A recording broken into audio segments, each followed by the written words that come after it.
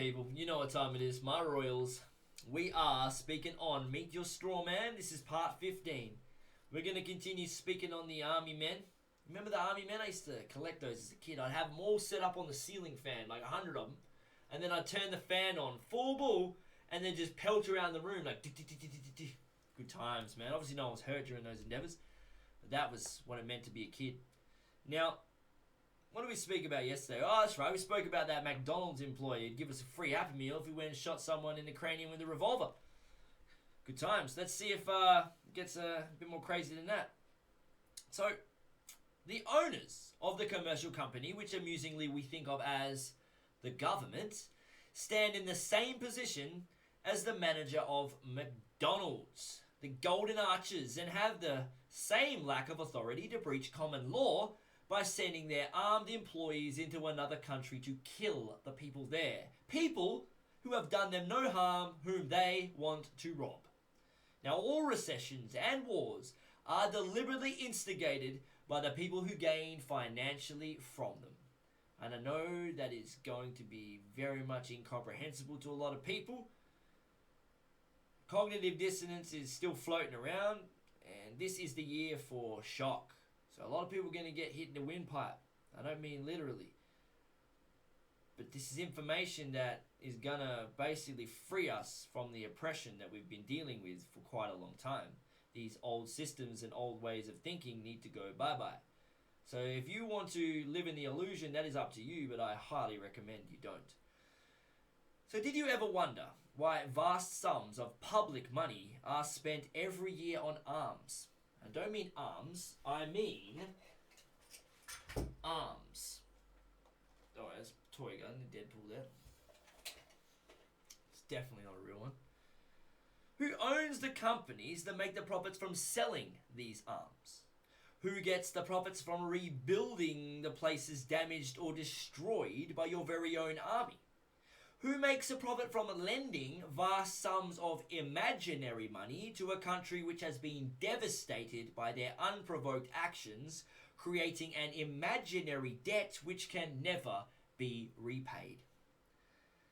Since World War II, more than 4 million people have died as a result of commercial companies interfering in other countries. Rest in peace.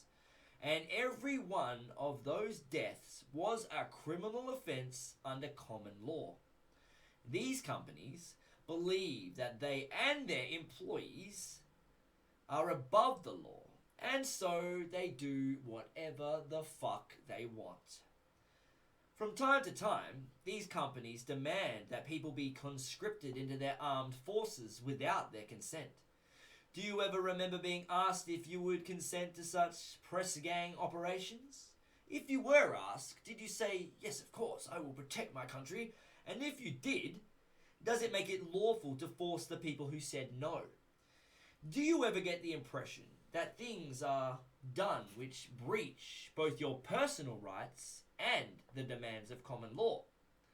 Not only does invading other countries and murdering the people there destroy them, but it also has a major negative impact on the people who joined the armed forces.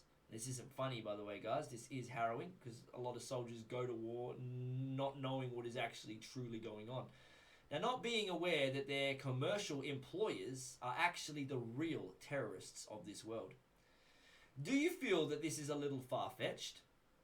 Well, it was reported on national TV news on the 6th of September 2010 that ex-Army Chief General Richard Denard claimed that vested interests rather than national security decided military spending on the wars in Afghanistan and Iraq. All major wars are carried out for commercial reasons, although that fact will never be admitted publicly until now.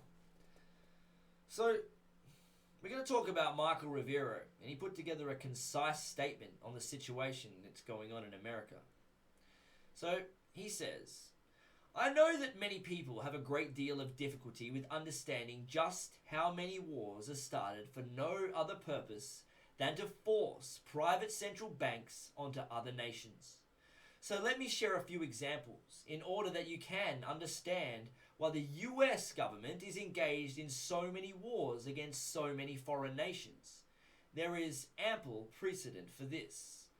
And it also shows that Australia, as being an ally to the US, are all part of the same bullshit.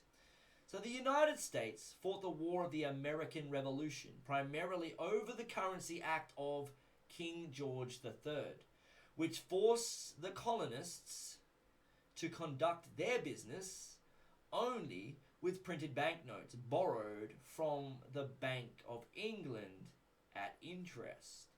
After the Revolution, the new United States adopted a radically different economic system in which the government issued its own value-based money so that private banks like the Bank of England were not siphoning off the wealth of the people through interest-bearing banknotes.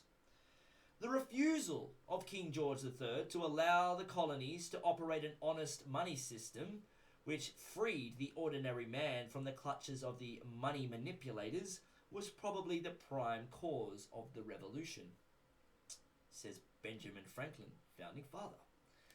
But bankers are nothing if not dedicated to their schemes to acquire your wealth, and they know how easy it is to corrupt the leaders of a nation.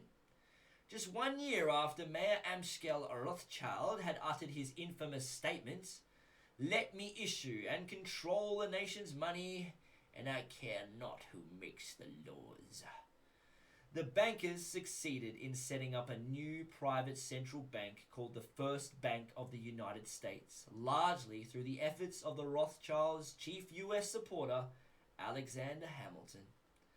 Founded in 1791, by the end of its 20-year charter, the First Bank of the United States had almost ruined the nation's economy while enriching the bankers. Congress refused to renew the charter, signaling their intention to go back to a state-issued value-based currency on which the people paid no interest at all to any banker. This resulted in a threat from Nathan Mayer Rothschild against the US government.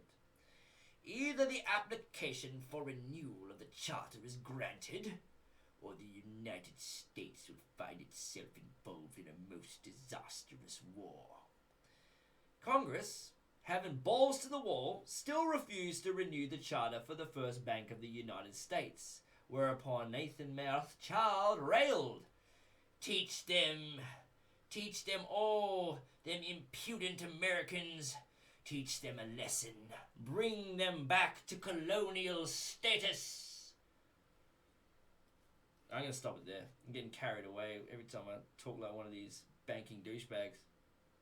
Alright, that is part 15. Hope you enjoyed that. I will return tomorrow to keep talking. This is the road to freedom. Remember, there's nothing to fear. When the banks collapse, don't think, oh my god, what am I going to do? I'm not going to have any money. Don't work like that. You'll see. Much love. Freedom.